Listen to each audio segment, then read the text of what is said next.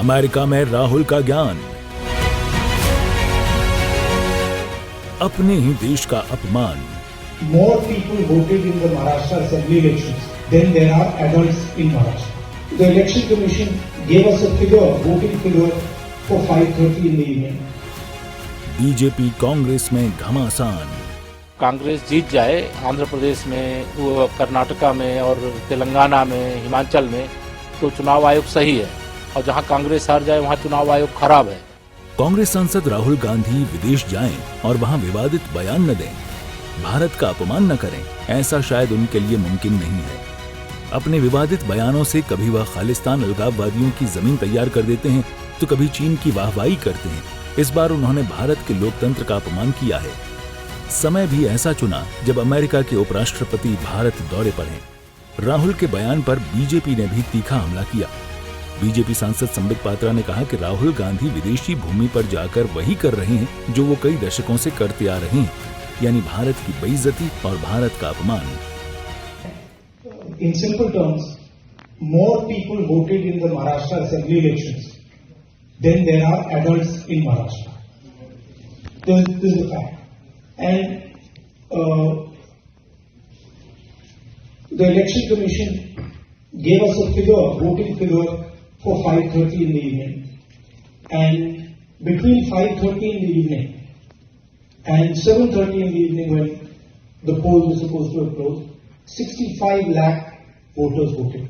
Now, that is physically impossible to happen, right? Because for a voter to vote, it takes approximately 3 minutes. And if you do the math, it would mean that there were lines of voters till 2 o'clock at night voting all night, and this didn't happen. So we asked them, but look, you have videography taking place, as if we ask. They not only refused to give us the videography, they changed the law so that now you're not allowed to ask for the videography. It is very clear to us that the Election Commission is compromised. It's very clear that there is something very wrong with the system. We've said it. We've said it publicly. I've said it multiple times. I've said it in press conferences. Rahul Gandhi ने America में किस प्रकार से भारत और election commission को बदनाम करने की कोशिश की, मैं उस विषय पर आऊं, मगर उससे पहले मैं राहुल गांधी जी को एक बात स्पष्ट रूप से कहना चाहता हूं और देशवासियों को भी कहना चाहता हूं कि जो व्यक्ति और इनकी माताश्री 50,000 के मुचलके पर बेल पर बाहर हो, वो जाकर विदेश की धरती पर हिंदुस्तान को अपमानित करे और उन्हें लगता हो कि लोग उस पर विश्वास करेंगे, तो वो उनका भ्रम है।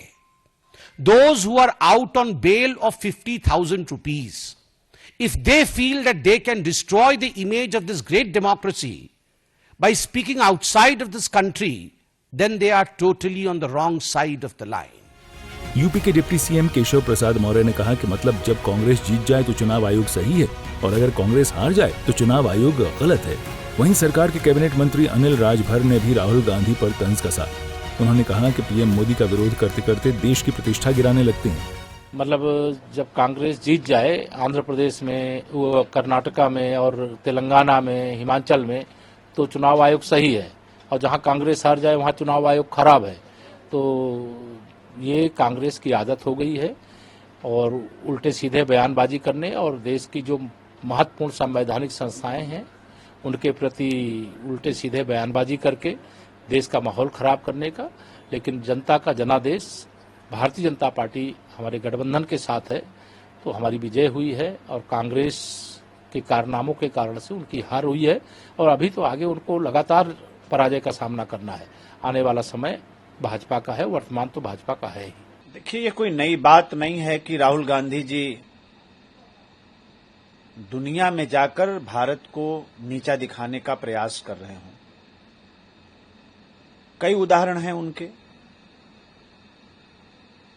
जिस चुनाव आयोग की प्रशंसा पूरी दुनिया करती है, और जब देश का चुनाव संपन्न होता है तो लोग आश्चर्यचकित होकर भारत की इस व्यवस्था की तरफ देखते हैं और प्रशंसा करते हैं। उस चुनाव आयोग को कटघरे में खड़ा पहली बार नहीं किया है उन्होंने।